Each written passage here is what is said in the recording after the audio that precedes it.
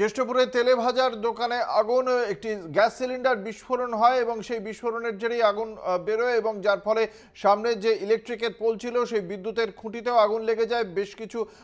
বেশ কয়েকটি বাড়িতে, চারপাশে কয়েকটি বাড়িতে বিদ্যুৎ সংযোগ বিচ্ছিন্ন করে ঘটনাস্থলে পৌঁছে দমকল আগুন সম্পূর্ণভাবে নিয়ন্ত্রণে নিয়ে এসেছে ইতিমধ্যেই এবং সাময়িকভাবে ঘটনাস্থলে যথেষ্ট চাঞ্চল্যের সৃষ্টি হয়। আপনারা দেখতে পাচ্ছেন যে বিধ্বংসী যে আওয়াজ এবং তার সঙ্গে সঙ্গে যে ছবিটি ভাইরাল হয়ে গিয়েছে ইতিমধ্যেই।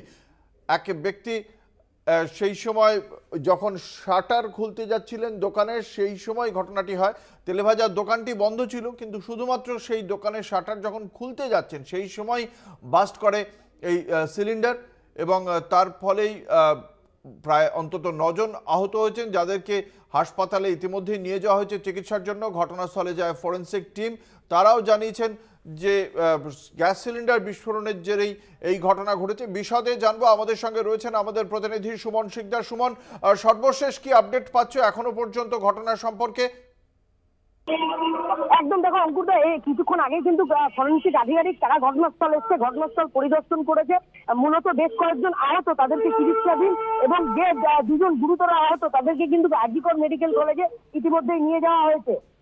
অঙ্কুরদা, সুমন, এই যে এই বেলা 12:30টার সময় ওই এলাকায় তো ভালো রকম ভিড় থাকার কথা, রবীন্দ্রপল্লী অঞ্চলে সেই দোকানটি বন্ধ ছিল, তারপরেও সেই দোকানের সামনে কি কোনো জমায়েত ছিল নাকি, যে হঠাৎ করে মানে এই বিস্ফোরণের প্রাবল্য কতটা ছিল কি জানতে পারছো?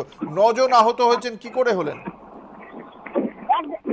একদম দেখো অঙ্কুরদা, প্রথমত এই দোকান থেকে ধোঁয়া বেরোতে দেখা যায়। সেই সময় যখন ধোঁয়া বেরোচ্ছিল সেই সময় কিন্তু যে স্থানীয় যারা ছিলেন তারা কিন্তু 2 জন সেই দোকানে শাটার খুলতে যায়, এমনটাই স্থানীয়রা জানাচ্ছে। সেই সময় কিন্তু বিস্ফোরণ ঘটে।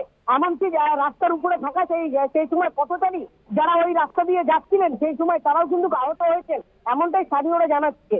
সামনের বিদ্যুতের খুঁটিতে আগুন লেগে গিয়েছিল বলে তুমি জানিয়েছিলে, তার মানে ওই এলাকায় কতটা এখন কি বিদ্যুৎ সংযোগ বন্ধ রয়েছে, সেই বিষয়ে কি কিছু জানানো হয়েছে বিদ্যুৎ দপ্তরের পক্ষ থেকে?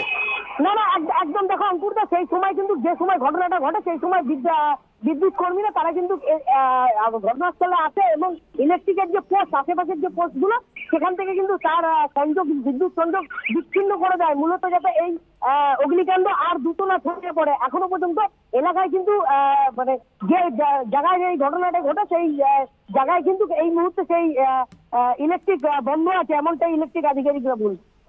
ধন্যবাদ। আমাদের সঙ্গে ছিলেন আমাদের প্রতিনিধি সুমন শিকদার।